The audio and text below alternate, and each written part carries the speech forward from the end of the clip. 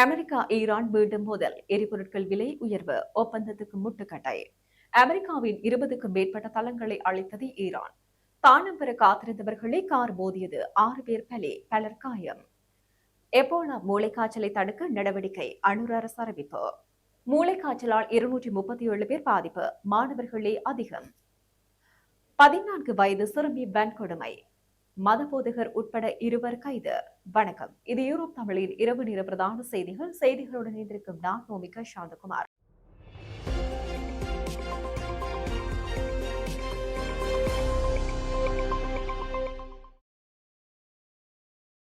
இனி தொடர்பான விரிவான செய்திகள். அமெரிக்காவும் ஈரானும் நேற்று தினம் ஞாயிற்றுக்கிழமையும் இன்று திங்கட்கிழமை அதிகாலையும் பரஸ்பரம் தாக்குதலில் ஈடுபட்டன. கடந்த வாரத்தில் நடந்த 3வது தாக்குதல் சம்பவம் இதுவாகும். இந்த தாக்குதல்களால் ஹார்முஸ் கடற்பரப்பில் பதற்றம் மேலும் அதிகரித்துள்ளது. இதே நேரத்தில் இந்த சண்டையால் சர்வதேச சந்தையில் எரிபொருட்களின் விலைகள் உயர்ந்துள்ளன. குறிப்பாக ஆசிய சந்தைகளில் எரிபொருட்களின் விலைகள் 2% அதிகரித்துள்ளன. தமது ஆளில்லா விமானம் சுட்டு வீழ்த்தப்பட்டமைக்கு பதிலடியாகவே தாக்குதலை நடத்தியுள்ளதாக அமெரிக்கா அறிவித்துள்ளது. ஈரானுக்கு சொந்தமான கோருக்கு ஹெஸ் தீவு மீதே இந்த தாக்குதல்கள் நடத்தப்பட்டன என அமெரிக்காவின் மத்திய கட்டளை படை தலைமையகம் தெரிவித்தது. இதே நேரம் அமெரிக்காவின் தாக்குதலுக்கு பதிலடியாக குவைத்தில் உள்ள அமெரிக்க படைகளின் விமான தளம் மீது தாக்குதல் நடத்தியுள்ளதாக ஈரானின் இஸ்லாமிய புரட்சிகர படை அறிவித்துள்ளது. அத்துடன் அமெரிக்கா மீண்டும் தாக்குதல் நடத்தினால் அதற்கான பதில் முற்றிலும் வேறுபட்டதாக இருக்கும் என அந்த நாடு எச்சரித்துள்ளது. இந்த நிலையில் இரு நாடுகளுக்கு இடையேயான போர் நிறுத்தம் முட்டுக்கட்டையை சந்தித்துள்ளது என தெரிவிக்கப்பட்டது. ஹார்முஸ் நீரிணை திறப்பு, ஈரானின் செறிவூட்டிய யுரேனியத்தை கைவிடுவது தொடர்பாக அமெரிக்கா ஒப்பந்தத்தில் வலியுறுத்துவதாக கூறப்படுகிறது. ஆனால் ஈரானின் உரிமைகள் முழுமையாக உறுதி செய்யப்படாதவிடின் ஒப்பந்தத்தை ஏற்கப் போவதில்லை என்று ஈரான் தெரிவித்துள்ளமை குறிப்பிடத்தக்கது. இதனிடையே இஸ்ரேல் லெபனானிலும் காஷாவிலும் தாக்குதல்களை நடத்தி வருகின்றது. இந்த தாக்குதல்களில் லெபனானில் 6 பேரும் காஷாவில் 2 பேரும் கொல்லப்பட்டனர் என அந்த நாடுகளின் ஊடகங்கள் தெரிவித்துள்ளன. அமெரிக்காவின் 20 ராணுவ தளங்களை ஈரான் சேதப்படுத்தியுள்ளது என பிபிசி தெரிவித்துள்ளது. பிபிசி வெளியே செயற்கோள் படங்கள் மற்றும் காணொளிகளை ஆதாரமாக கொண்டு இந்த விவரத்தை வெளியிட்டுள்ளது. கடந்த பிப்ரவரி மாதம் முதல் மத்திய கிழக்கில் 8 நாடுகளில் அமைந்துள்ள அமெரிக்காவின் முக்கிய ராணுவ தளங்களை தாக்கியது. இதனால் பல கோடி டாலர் சொத்துக்கள் அழிவடைந்தன. எனினும் ஈரானின் தாக்குதல்களில் அமெரிக்காவின் 28 தளங்கள் அழிக்கப்பட்டிருக்கலாம் என தெரிவிக்கப்பட்டது.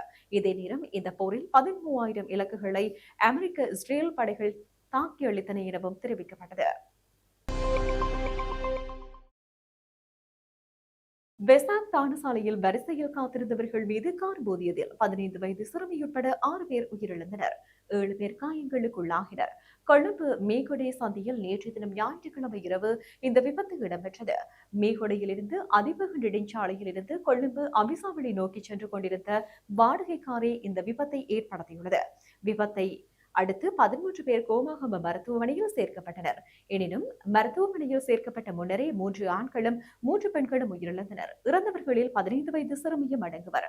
அவர் பிளியந்தலையைச் சேர்ந்தவர் ஆவார். விபத்தை அடுத்து தப்பிச் செல்ல முயன்ற காரின் சாரதியை போலீசார் கைது செய்துள்ளனர். கைதான சாரதி மதுபோதையில் இருந்தார் என்றும் தெரிவிக்கப்பட்டுள்ளது.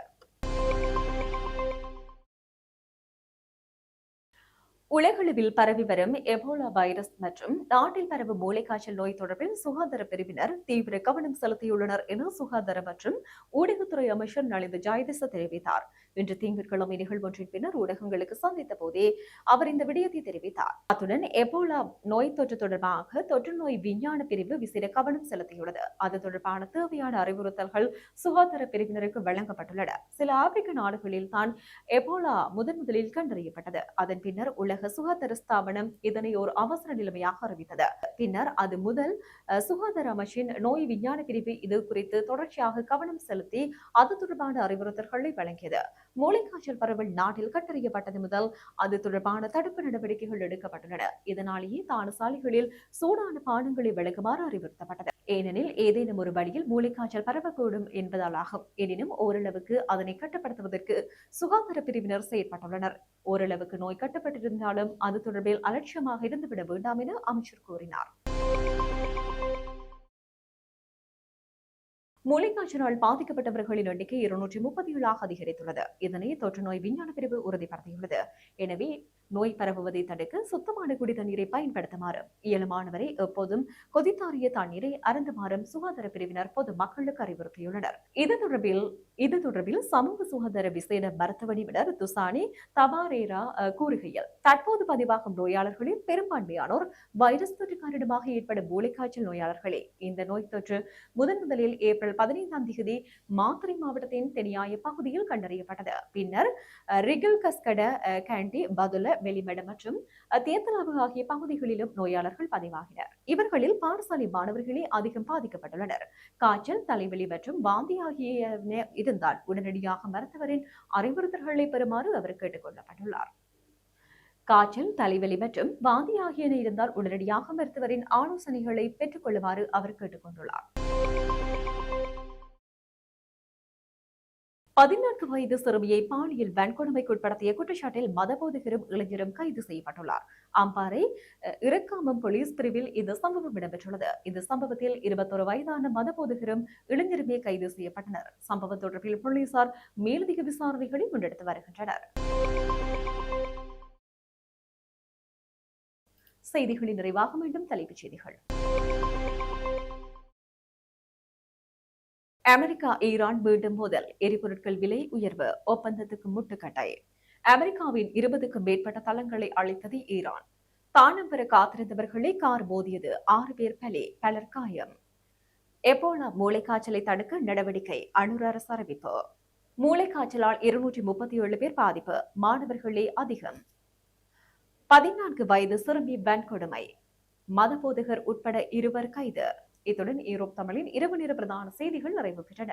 வணக்கம்.